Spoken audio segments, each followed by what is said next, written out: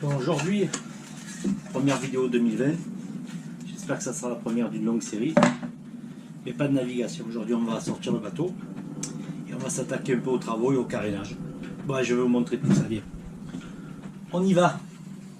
Et comme vous pouvez le constater, il y a encore du vent pour sortir le bateau. C'est vraiment marrant.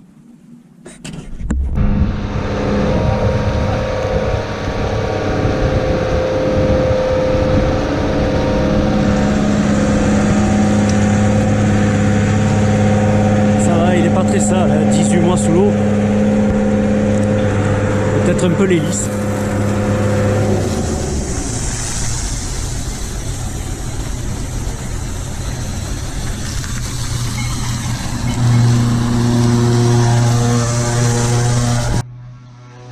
Après presque un an et demi dans l'eau, il est quand même resté assez propre, hein. Quelques petits éclats à reprendre à l'enduit, mais bon, sinon le reste c'est pas mal. Il y a l'hélice qui est vraiment bien chargé en coquillages.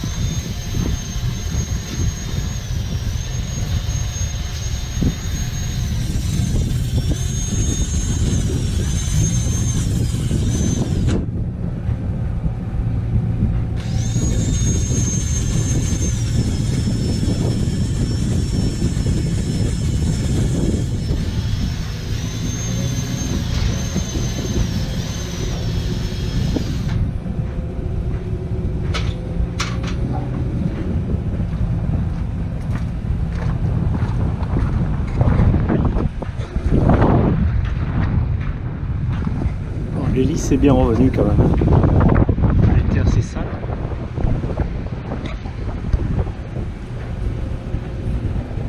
Changer les anodes.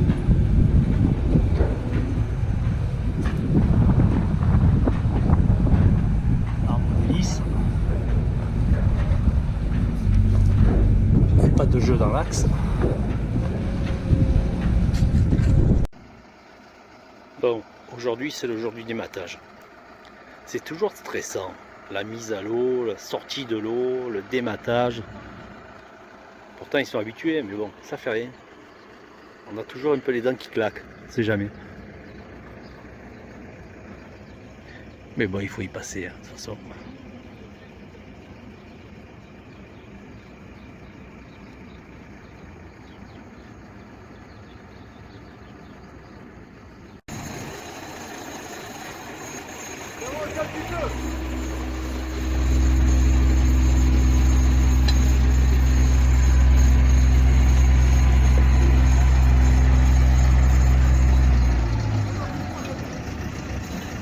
Bon voilà, maintenant que le mât est par terre, première chose à faire, c'est faire un peu une petite inspection, voir s'il n'y a pas de fissures, s'il n'y a pas de problème, si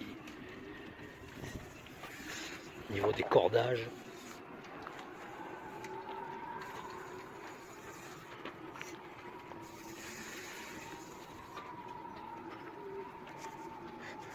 On profite aussi pour vérifier les lumières. Bon, moi je l'ai changé il y a 2 ans, donc ça devrait aller, quoi.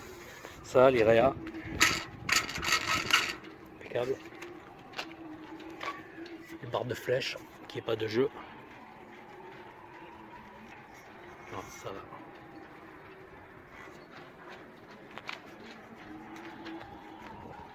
Et on remonte jusqu'en haut.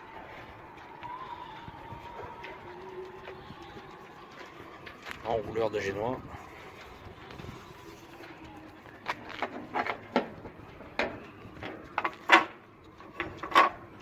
Et là, c'est bon. Et on est en haut du mât. Bon, maintenant je vais démonter l'enrouleur, l'été, et je vais démonter le patara pour prendre les mesures pour recommander les mêmes câbles. Bon, mais voilà, j'ai tout démonté l'été en pièces détachées. Bon, ça en avait bien besoin, hein, parce que c'était tout oxydé depuis 30 ans. Mais quand je vois comment ça a été monté, c'est débile. J'ai été obligé d'exploser toutes les vis, chauffer au chalumeau, percer, retarauder, parce que ben, c'était complètement bloqué, oxydé.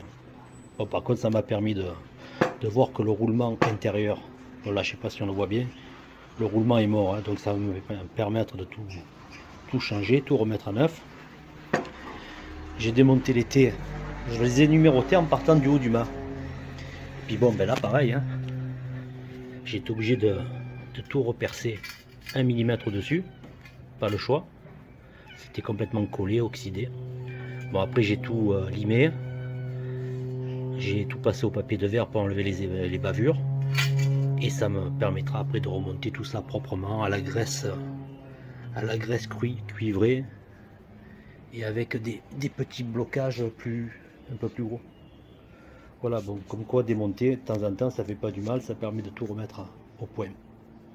Bon, l'été lui il est composé en fonction de la longueur de votre été, il est composé de différents éléments qui font 2 mètres, 2 mètres ou 2 mètres 40 de long je crois. Et donc évidemment en fonction de la hauteur de votre mât vous en avez plus ou moins. Ils sont reliés entre eux par ce qu'on appelle des éclisses. Bon, je les ai bien remis en état.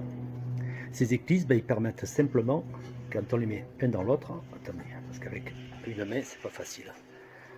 Voilà, ça permet de faire la jonction entre les éléments.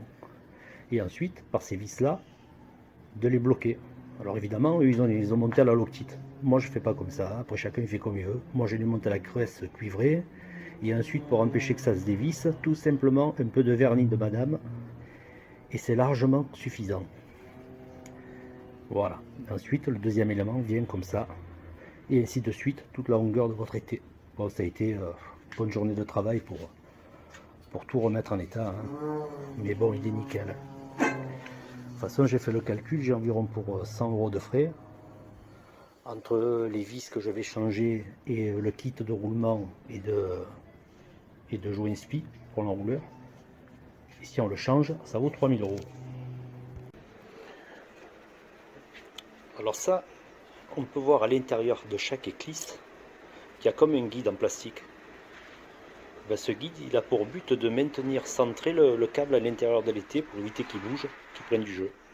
Donc il est composé en deux parties, hein, mais bon, ça rentre assez bien, il n'y a pas de problème. Voilà. J'ai racheté tout un kit de vis. Ben, toutes celles que j'ai pulvérisées, ben, il a fallu les changer. Donc voilà. Et après un bon bain au vinaigre, on peut s'apercevoir quand même que ça revient bien quand même. Hein. Les pièces, elles sont... Bon, c'est du massif en plus, ça bouge pas ça. Voilà. Allez, je vous montrerai le remontage.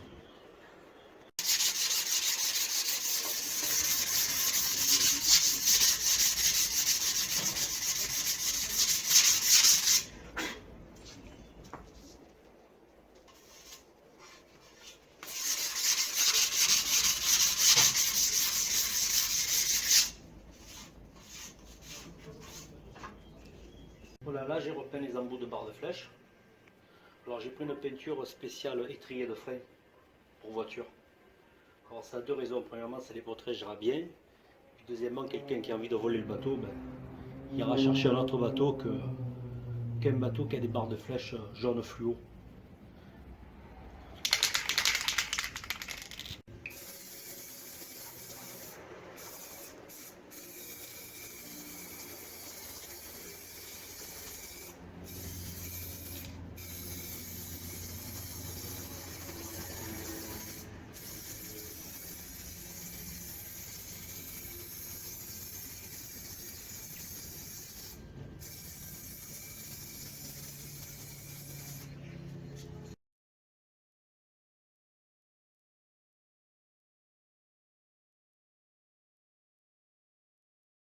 Bon, alors j'ai remis à neuf l'enrouleur, j'ai changé les roulements, les joints spi, et je lui ai donné un petit coup de jeunesse avec un petit coup de peinture. Ah, il y a une autre gueule. Ça a été du boulot, mais bon, j'ai tout remis à neuf. Voilà. Pareil pour les barres de flèche, je les ai repeintes.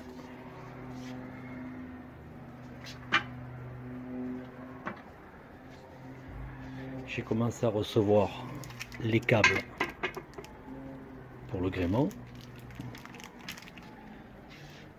Et voilà les éléments de l'été. Pareil, hein, retaraudé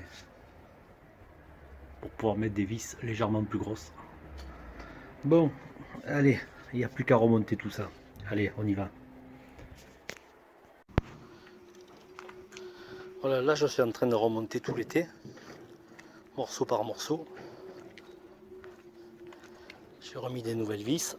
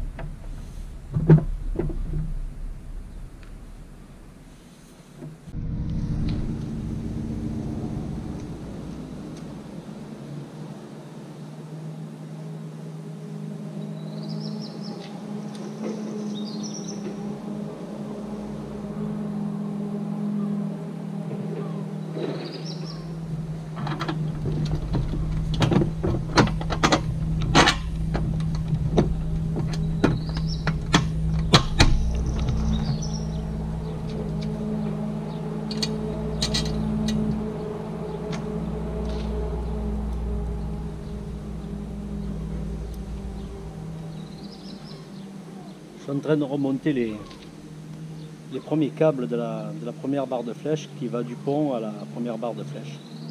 Alors je change tous les systèmes, là je mets que de l'inox graissé. Là ça ne bougera plus.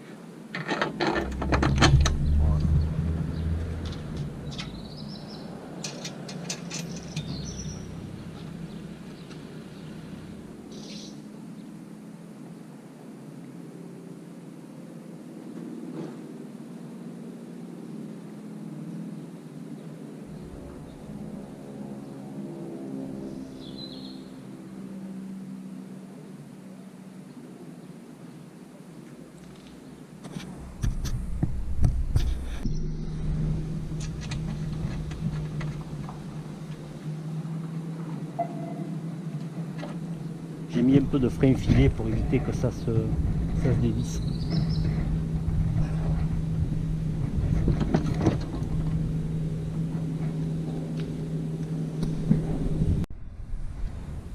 Bon, j'ai fini de remonter tout le gréement. Bon, j'ai pas filmé hein, parce que pour passer des câbles et serrer des ridoirs, c'est pas la peine de faire des images.